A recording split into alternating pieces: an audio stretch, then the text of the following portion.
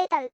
Estaba trabajando muy duramente usando todo mi esfuerzo para hacer absolutamente nada. Bueno, hoy les traigo un nuevo video. Cómo hacer un mini dinosaurio, básicamente un tiranosaurio todo chiquito, todo bonito. Pues, vamos con la intro.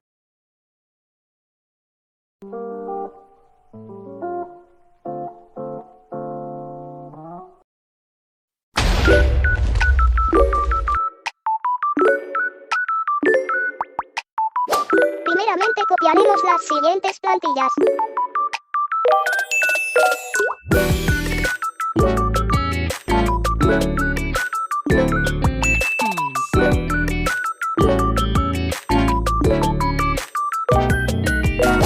A continuación agregaremos los detalles del dinosaurio.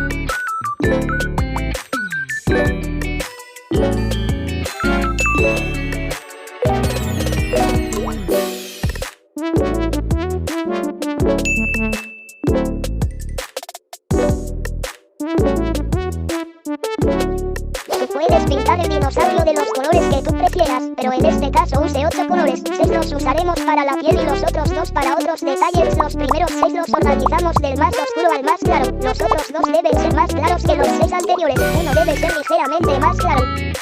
A continuación te mostraré una paleta de colores que yo use. Obviamente tú puedes cambiar los colores a tu gusto. Empezaremos con los colores más oscuros y usaremos de 2 en 2.